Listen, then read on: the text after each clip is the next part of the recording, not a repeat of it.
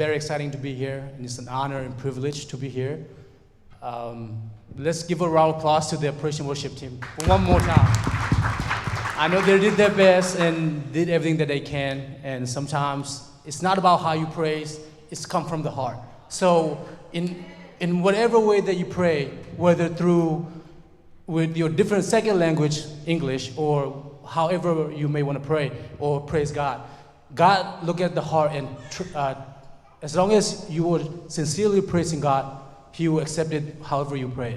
So I want another round of applause to the Operation Worship team. I'm gonna come down and preach on the floor because over here with the lighting and everything else, very intimidating. So I'm gonna come down.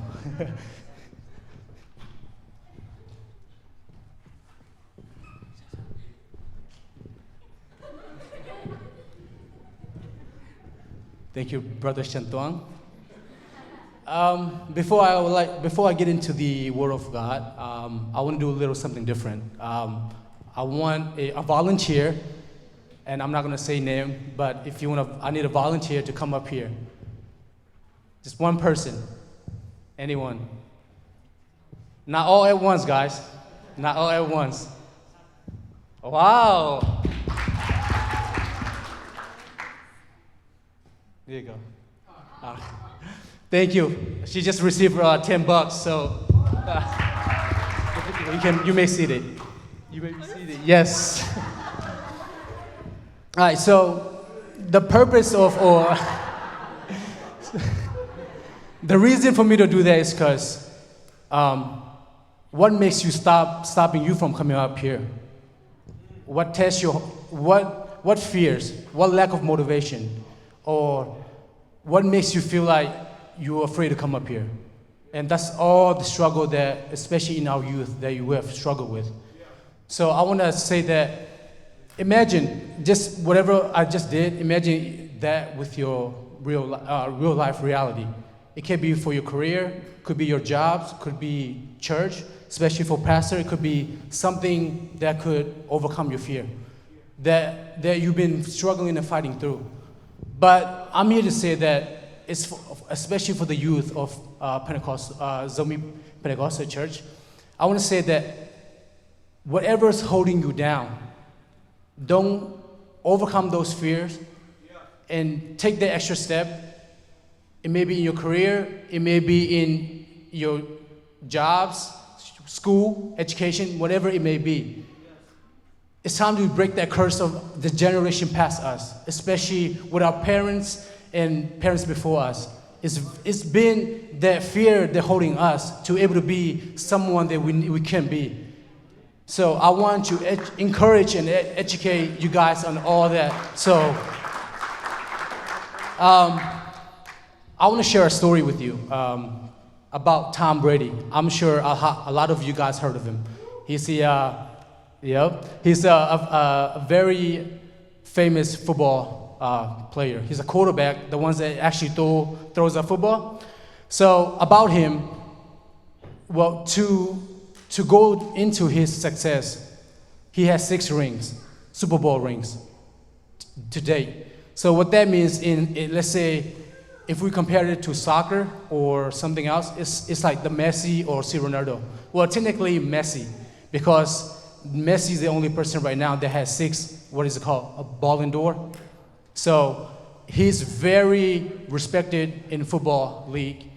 But the story, the successful story doesn't just come with a successful background. It comes with struggles. And I want to share his story for a moment. Should we need a translator for our parents? Okay, someone come up? Yeah, I'm just joking. But no, Tom Brady, so in his high school year, in the freshman, his high school team was 0-8. So they had no wins, it just all lost. But he was a backup quarterback, not even a starter. And then sophomore year of high school, he got a little bit of notice, but at the same time, he didn't start yet. But later on, as he go in, he become the starting position for high school, only because of the starter at that time was just decided to quit playing soccer. I mean, sorry, football. He just decided to just start quitting playing football. So that's how he actually become a starter. I mean, imagine if it weren't for that person that quit, then he wouldn't even become a starter in high school for his high school team. But he did. And then later on, let's move to his college years. As first year, he went to the University of Michigan, the Wolverines. There were about 5 other quarterbacks they were fighting for the spot of starting position. But whenever he came to do one thing, his mindset was, I'm better than these guys. I can do what they can. And then inside his mind, he knew it. He knew he wasn't any of the best either. But he kept on telling himself, I got this. I can do this. But then that mindset that he had bring him when he got into junior year. The starter for the University of Michigan actually got hurt, and then he had the starting position, the time to shine. So he took the opportunity, and then from there, in college, it was a history. I mean, he's a very successful football player, and then the struggle doesn't stop there. His senior year, he was actually fighting that position with another quarterback, one of the greatest, I wouldn't say the greatest, but at that time he was. His name was Hansen. But at that time, the football player named Hansen was pretty much the best talented football player that Michigan had ever received that came into their school. And that was who he has to fight the position. But he didn't give up then, but he kept on going. He kept on going, and then the first season of the game, they were giving half and half. First quarter, Tom Brady played. The second quarter, the Hansen player, he played. So the first 5 games, they were doing that, and they got 5 wins. But after that, the 6th game, they're facing one of a tough opponent, Michigan State. They were down 0-17. Then Tom Brady was like, Coach, just put me in. I know it sounds familiar. Put me in, Coach. But no, he said, Coach, put me in. I know I can do this. Just believe in me. So he did. So he go in. The only opportunity that he has, he said, I got to take it. I got to make something happen. So that moment, he went in. He didn't win the game, but he almost came back.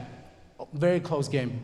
But later on, in his college career, after that game, he was known as the starter for the Michigan football team. From there, he beat a lot of teams. He got it was called the Orange Bowl for the event. And then he won that from Alabama in 2000, the year 2000.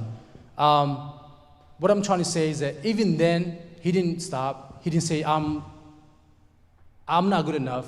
He didn't say, I'm just going to quit. But he just kept on going. And then come NFL.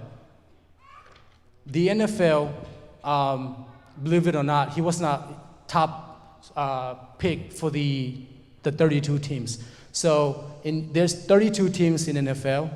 What it is that they're up, I think, 7th pick or 7th round, and then from there it goes on to many. Like in one round, it could be from 200 people that are picked. But in NFL, even though he's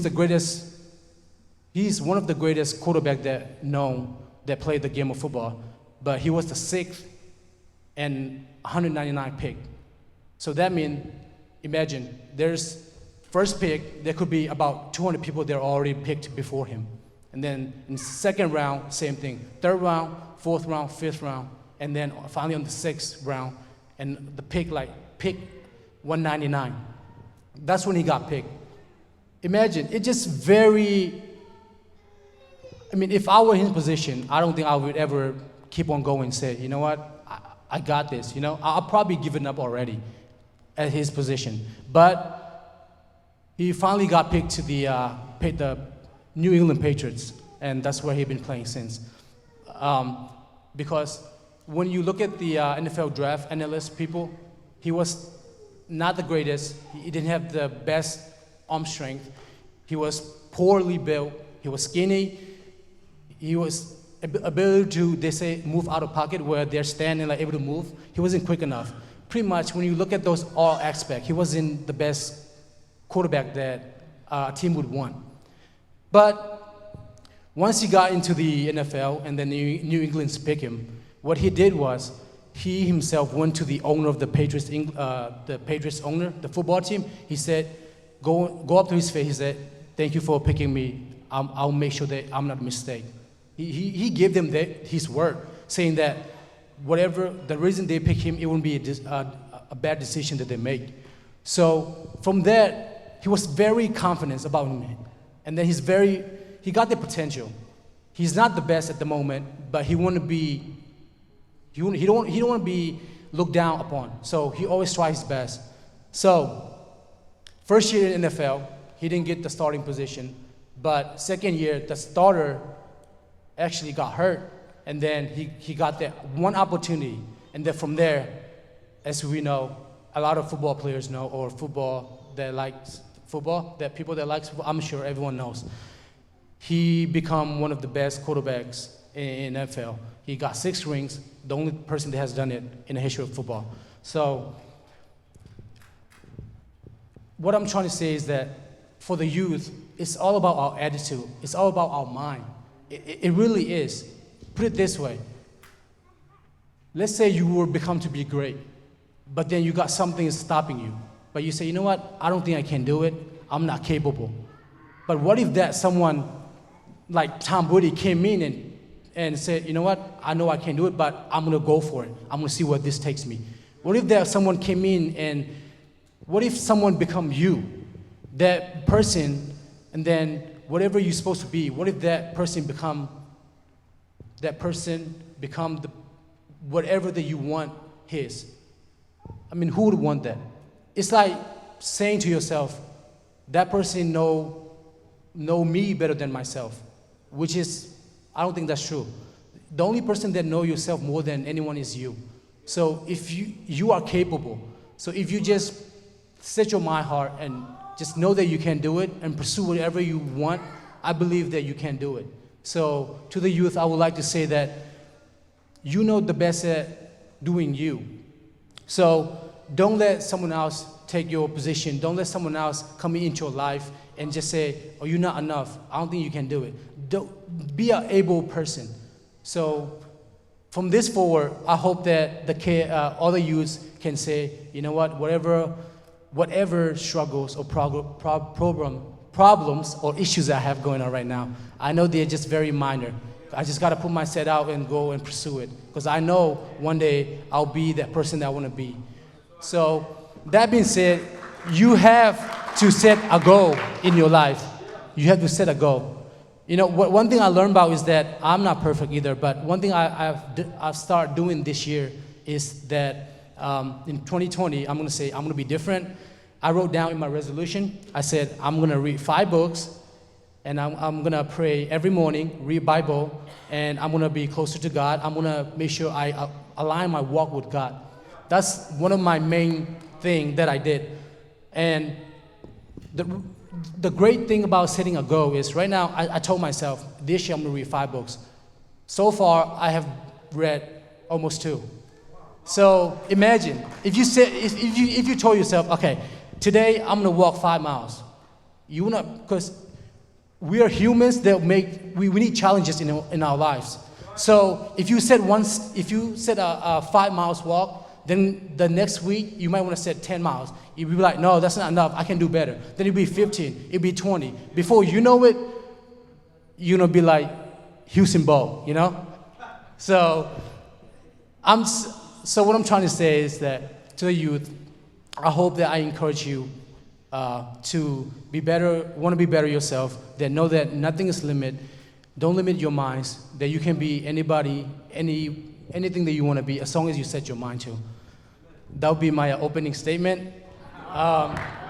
So now, that's for all the youth, kind of more like a encouraging intro. So now I would like to get into the Word of God. Who's ready?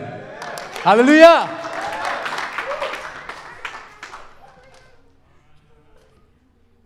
So I broke down my, I guess I should say, topic or title to 2 sections.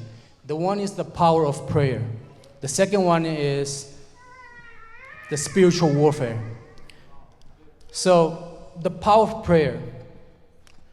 Sometimes we think that we need to desire to pray.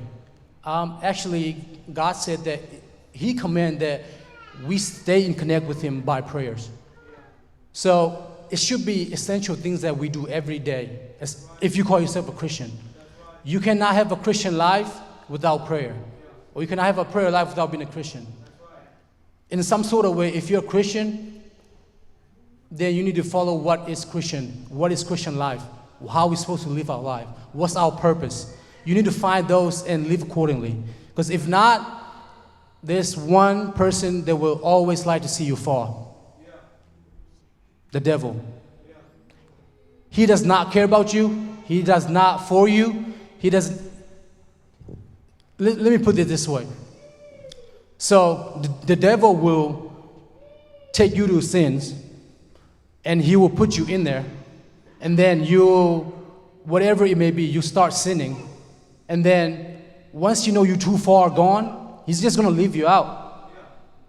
And then from there you're like, oh my God, what I have become, what have I done in my life?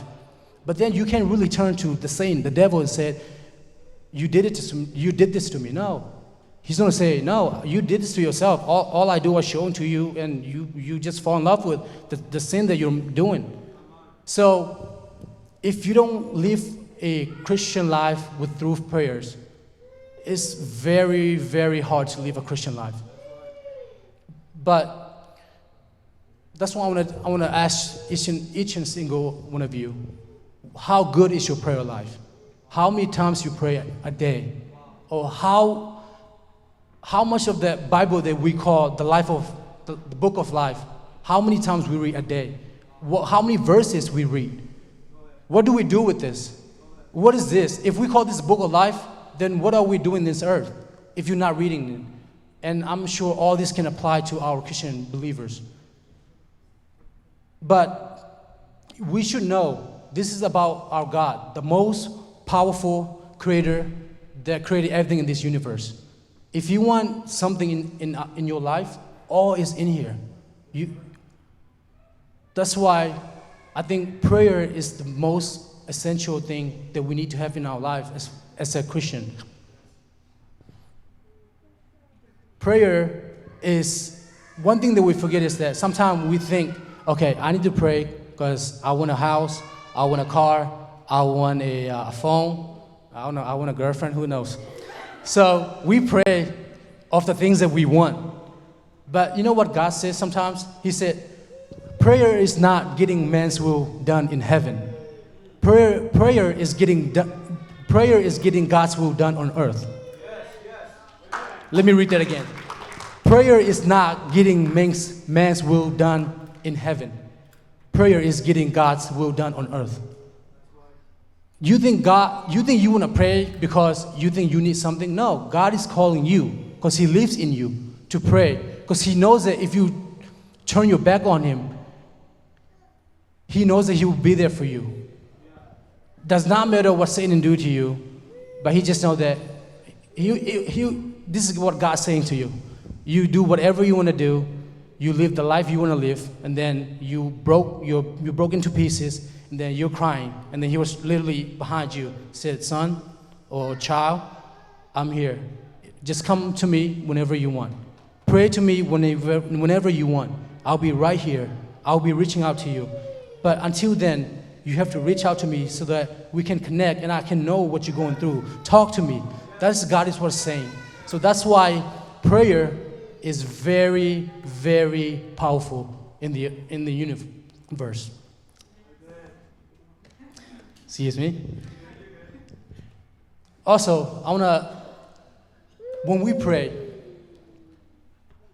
God is going to use you if you pray. Know that. You're going to be anointed by God if you pray. He's going to open doors for you when you pray. Whatever you need in life, financially, or everything that you need in your life, God will supply you with everything or anything that you need. But all He asks sometimes is, child, get on your knees and pray to me. Reach out to me. That's all He's saying. He's not asking you for much. when you pray, you can ask anything in heaven down to earth. That covers the whole wide world, the universe that we live in. You can pray for anything that you want in life. As long as you believe that God will give it to you, which He will, because He's a righteous and gentleman God. He does not go back on His word. So as long as you pray, He will hear your prayers and give you the answer that you want. But we gotta know this though. Sometimes we tend to be very close, little on faith. We pray and then and God, please give me a car, and then there's no car. God, I think I can't do this anymore. You're not listening to what I'm saying, or you're not hearing me out with what I'm praying about. But the thing is, one thing I like for you guys to know is when you actually reaching out to God, whatever is coming from might not be what you want, but it will be what you need. And from there, He will be making whatever is that you want. While you're praying, He's amending that pieces, or He amending the desire that you want. So it will take time to get to you. But you gotta know that whatever is coming from God, it will be permanent. It's not just gonna be used for a day. It's not gonna be good for a month. It's gonna be good for permanent. So whatever you pray, God is working on it, but at the same time, just have a little faith and wait for Him to answer your prayer. But I'll promise you that He will answer your prayer. But for permanent things only, that will come from me. So it is good to pray. Just know that the main point is it's good to pray, and just keep praying, and then you'll be all right. But also I want to touch base on sometimes where do you put God in your life? I notice with a lot of youth. The reason I say this is because when we are upset, when we are sad, when we are lonely, desperate, when we are attacked with so many earthly things, what we tend to do is we try to reach out from our friends, or maybe from material things, or some might be from alcohol, smoking, drugs, whatever it may be. They're trying to heal that pain. But you should know that those things are just material things where it will not give you a permanent healing. But when you pray to God and reach out to Him, He will give you that permanent healing, whatever that you may be facing a struggle. So as long as you reach out to Him, whatever pains that you're going through, whatever hardship that you're going through, He will give you the answer that you want, as long as you just reach out to God. So I think I said enough about power of prayer. I think most of us know it's very important in our life to do that as well. I just hope that you can soften your heart when you're having a hard time or struggle time and problems that you're facing in your life. Just know that God will be able to amend you and care for your need. So don't think about reaching out to someone else, because if you depend on people, the only thing they will do is leave you with hurting, because they're the same as you. They're not perfect. But when you reach out to God, who is perfect, who have no sin, who don't even know what sin is what we created. I don't know if you guys noticed that. Sin is what we created. That's why if you don't tell your God your problems, like, okay, what is that? What problems do you have? I don't know. I'm all good. You're like, I'm all the good things that in this earth. So all the bad things that you bring into me, I don't know it. But I'm going to help you out. I'm going to get on your level, and I'm going to help you out the things that you need. But just make sure you get to me. That's always God is saying. So sometimes we forget to think that, like, when you pray, when we worship God, He's He's King of Kings, God of gods, Lord of lords. He can do anything that you ask for in this life. But sometimes when we pray, we just pray with how we want to pray. We just worship Him how we want to worship. We don't put God first in our life. That's all the issues that sometimes we have.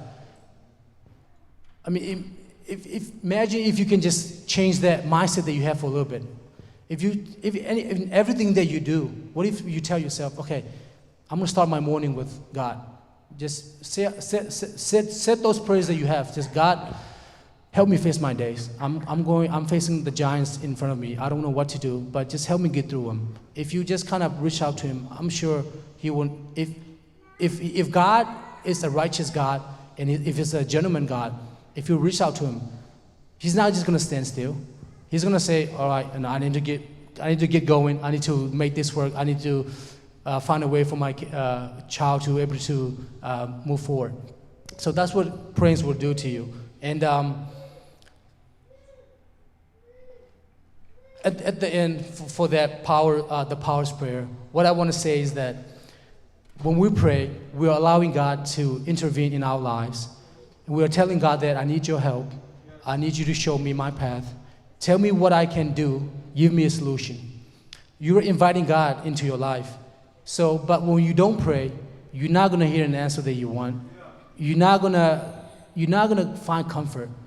If you look for comfort in someone else's, there's no one. Find me one perfect person in this world that you can point out or say his name or her name.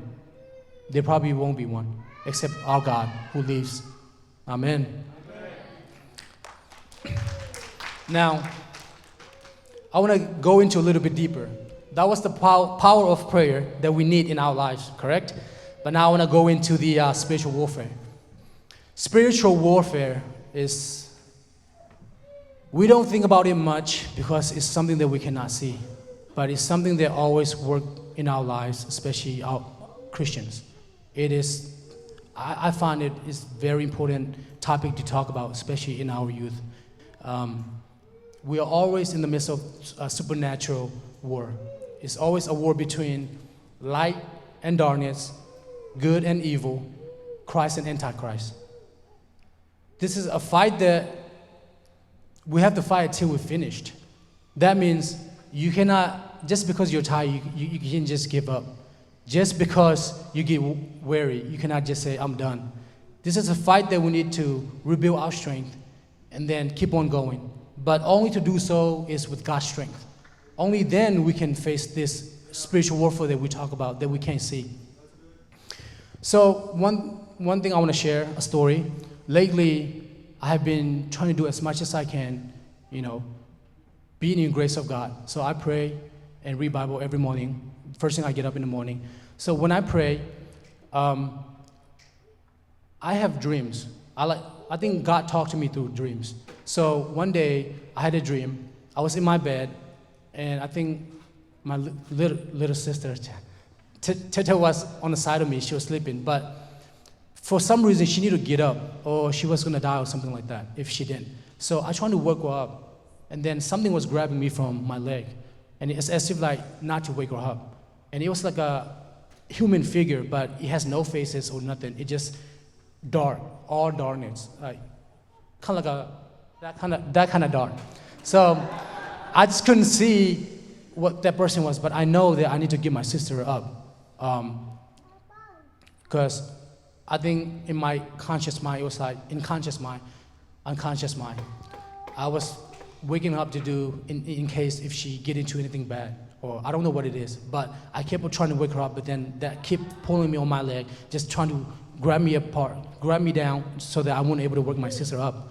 But at that time, I didn't know what to do either. I was just speaking in tongues. I was like, Jesus, Jesus. I was like, Jesus, help me, in Jesus' name. I rebuke this, whatever is holding me down to wake my sister up. I was very tied down, very hard. It was, I literally could not move.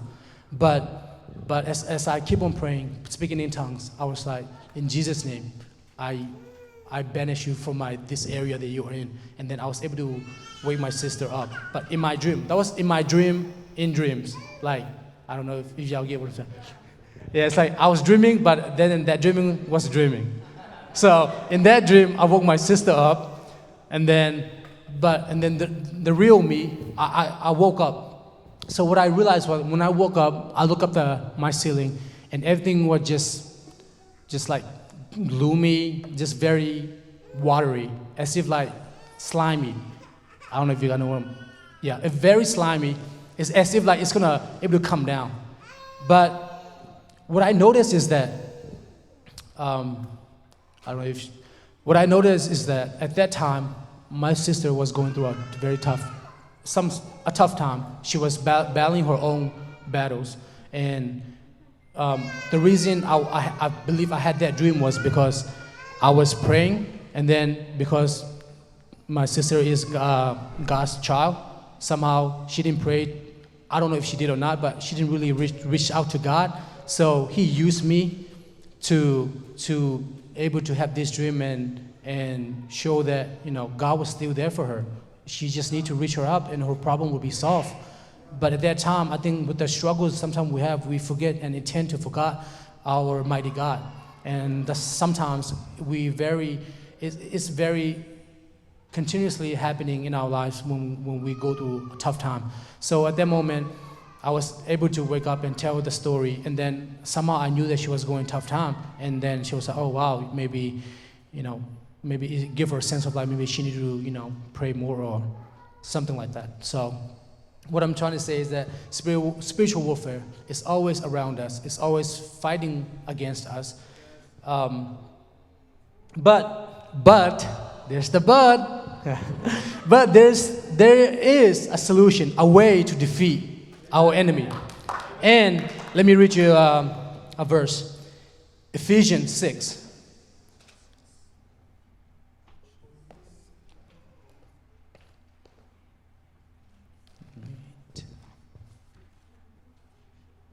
All right.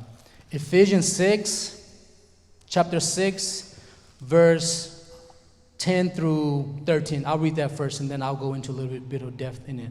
But Ephesians 6, 10, it says,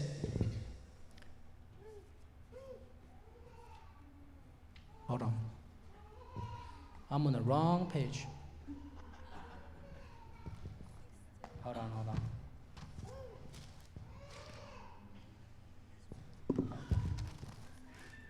I'm on the right page. All right. Ephesians 10, no, scratch that. Ephesians 6, verse 10 through 13. Finally, my brethren, be strong in the Lord and in the power of His might. Put on the whole armor of God, that you may be able to stand against the wiles of the devils. For we do not wrestle against flesh and blood, but against principalities, against powers, against the ruler of the darkness of this age, against spiritual hosts of wickedness in the heavenly place. Therefore, take up the whole armor of God, that you may be able to withstand the evil day, and having done all, to stand. So, the fight that we're fighting, the struggle that we're struggling, sometimes it is not even us. It's not even come from within. It's not even your own conscience. But what's great is, in this earth, anything that is bad is the devil's. Everything that is good, well, also is God. So anything that is bad, maybe your mindset, or maybe the way you think, or whatever you're going through, you may think that it is you that is doing. But sometimes if you fall away and say apart away from God, then you can safe to say it's definitely coming from the Satan, the devil himself. So he will make you feel like you're not enough. He will make you feel like you need to do more. He make you feel like you're just not enough. And then he just will tear you down apart. He does not care. The only thing that he cares for is your soul. And he want to take you down to the hell. And that's all he's doing. When you become God, you need the whole armor of God. Because you are of his. You are not of the Satan. And he knows, so he's trying to fight you off any way that he can.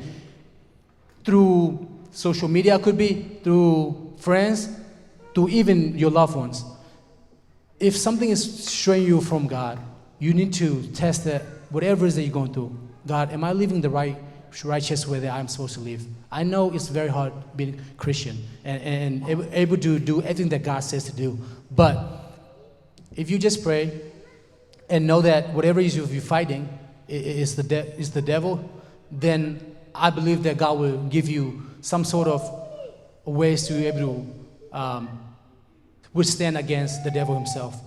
So that being said, I want to go a little bit further down, Ephesians 6, chapter 14 through 17. There are 7 ways, 7 things. Well, there are 6 things but I think there are 7. First thing is stand before, having a graded race with the truth. So imagine yourself like a whole body armor, right? You got that waist thing that you have. That'll be the truth. And then on the second, having put on the breastplate of the righteousness, those breastplates as a armor. Imagine it's armor. So that'll be your righteousness. So now we talk about the truth, righteousness. The third one is having shook your feet with the preparation of the gospel of peace. So the third one is peace. And taking the shield of the faith with you will be able to quench all the fiery darts of the wicked one. So that shield that you have as armor, that would be your faith that you need. And then the fifth one is the helmet to protect and to guard your mind. It will be the helmet of salvation. So that's the fifth. And you got the sword of the Spirit, which your sword. That'll be the word of God as the sword which the Spirit gives you. That'll be the sixth. And the seventh, I think we all intend to forget this, but the seventh, the most important that I feel is do all it says. Let me read it out on chapter 6, verse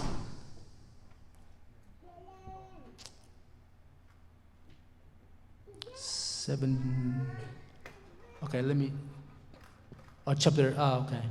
read the verse, then y'all probably have a good idea of what I'm talking about. I'll start from chapter 6, verse 14 through 17. Stand before, having girded your waist with truth, having put on the breastplate of righteousness, and having shook your feet with the preparation of gospel of peace. Above all, taking the shield of faith with which you will be able to quench all the fiery darts of the wicked one. And the helmet of the salvation and the sword of the Spirit, which is the word of God. Praying also with all prayers and supplication in the Spirit. So in the seventh that we need the most is prayers. That praying to God or prayers or having a prayer life that will definitely be able to guard yourself against the wicked one, which is the devil himself. So there are ways to avoid or resist the devil, but you have to have those things in your life in order to perseverance God. Yes. So sometimes we ask ourselves, why we need to do that? Why we on this earth? Why? Sometimes we ask all these questions. I don't know about it. God made you to worship Him, to be with Him, to just He's all of good things. He does not make you to be anything less than you are. Evil, wickedness, anxiety, anxiousness, desperate, depression, and any of those things. He don't ask you to have those in your life. But when we stray away from God, those thoughts start to kick in. Those start trying to give you second thoughts about who you are. And those starting to work in your life when you're away from God and then make you feel like you're nobody. But you should know that even God Himself said in Genesis, all the things that He made, He said He happy, like very proud of what He made. So even then, we should already know that God has already have a place in your life. All you need to do is just reach out to Him. So, on to the next one. So the spiritual warfare is the topic we're still on. I want to say that whenever you do something, just do in God's strength. Be strong in the Lord. Can everyone say, be strong in the Lord? Be strong in the Lord. Also know this is God's fight, not yours. God's victory, it is not yours. God's glory, it is not yours. God's kingdom, it is not yours. Put on the whole armor of God and fight. Fight to the end, because the victories eventually will be ours throughout Jesus Christ. And know this, you cannot never ever exhaust God's resource, because He can do it exceedingly abundantly above all that you can ask or think. You can see His mighty power, but when He gets through, He is not exhausted. you should know he's not exhausted. All that he have done, even then, he's not exhausted. He has so much more strength to really give you from day on to day out. He can defeat giants before you. He can produce stream in the desert. He can walk on water in the Sea of Galilee. He can save you from the things that you think about destroy. He can use it. He can use it for a sidewalk to save you when you go weary. When you grow faint, he can give you strength. He can send you power that can begin to touch. You cannot exhaust God's power. Our God is an awesome God. He is full of grace and truth. The conqueror of the grave, conqueror of the sickness and death. He's the conqueror of power and the principalities, and he's the conqueror of Calvary.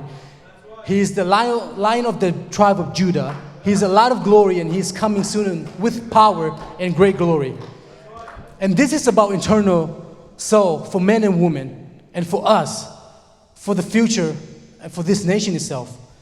It's time to gear up and suit up for those who carry the name of Jesus. Amen. This is the fight to the finish. I don't know about you, but I intend to win this with the help of God, of course. Amen. Almighty God, put the whole armor of God. Stand beside me, I ask, and fight the good fight of faith and resist the devil, and he will flee from you.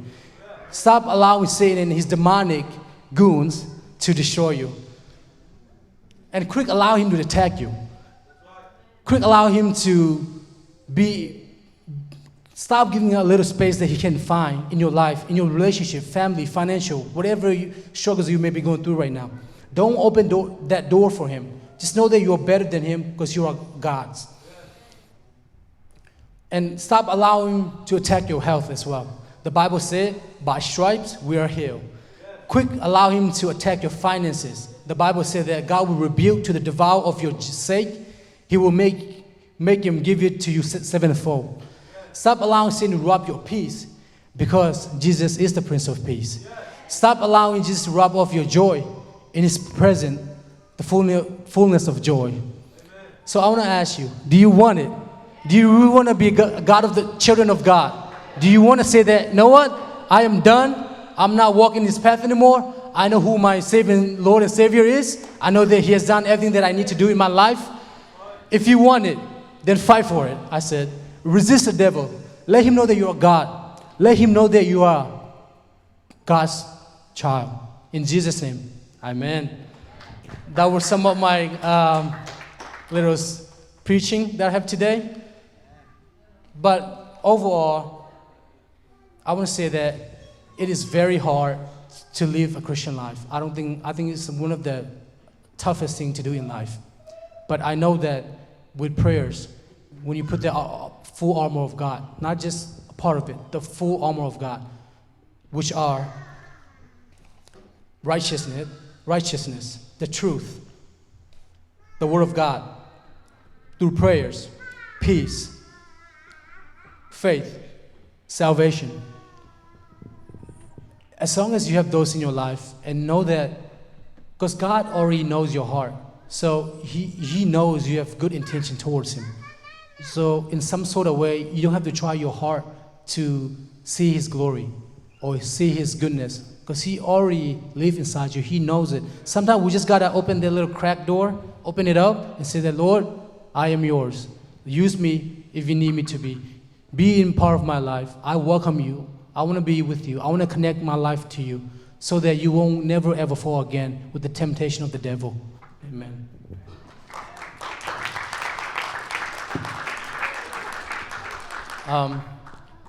Let's get our praise and worship team.